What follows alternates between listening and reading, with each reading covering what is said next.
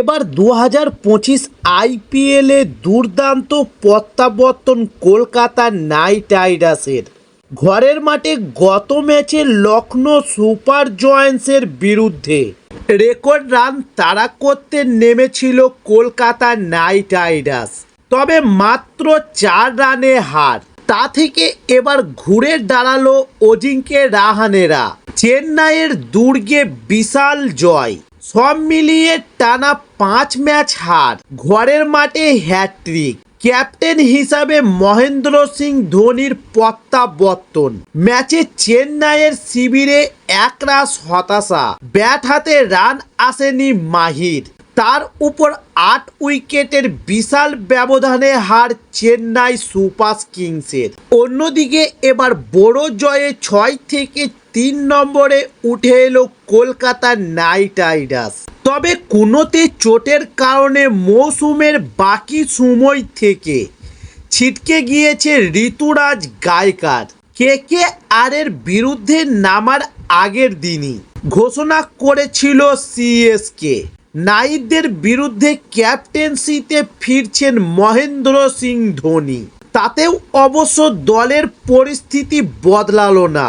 সিএসকের প্রাক্তন তথা কেকেআরের captain Ajinkya Rahane toss জিতে রান তাড়া করার সিদ্ধান্ত নেন এদিন।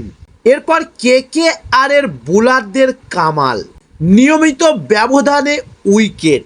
সুনীল নারিন নেন 3টি উইকেট এবং ঘরের ছেলে বরুণ চক্রবর্তীর ঝুলিতে 2টি উইকেট এবং সিএসকের প্রাক্তন ক্রিকেটার মঈন আলী নেন 1টি উইকেট। তবে 2 পেসারও উইকেট নিয়েছেন।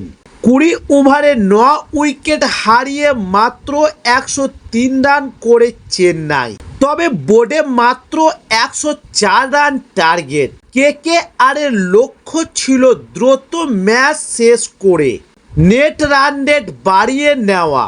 তাই সুনীল নারিন ও কুইন্টন ডি ককের ওপেনিং জুটি এই মৌসুমে ধারাবাহিক। তবে এই ম্যাচে অবশ্য বিধ্বংসী শুরু করেছিল 2 ব্যাটসম্যান। কেকেআর যেন 10 ওভারের টার্গেট নিয়ে নেমেছিল। তবে কুইন্টন ডি কককে ফেরান সিএসকে ফাস্ট বোলার কম্বোজ এবং সুনীল নারিন মাত্র 18 বলে 44 রানের বিধ্বংসী ইনিংস খেলেন। 2 ওপেনারকে ফেরালেও রাহানে ও রিঙ্কু সিং ম্যাচ জিতিয়ে মাঠ ছাড়লেন। তবে 10 ওভারে হয়নি। 1 বল বেশি লেগেছে কলকাতা নাইট রাইডার্সের জিততে। তাই এবার কলকাতা নাইট রাইডার্স ম্যাচ জিতে পয়েন্ট তালিকায় 3 নম্বরে উঠে এসছে তারা।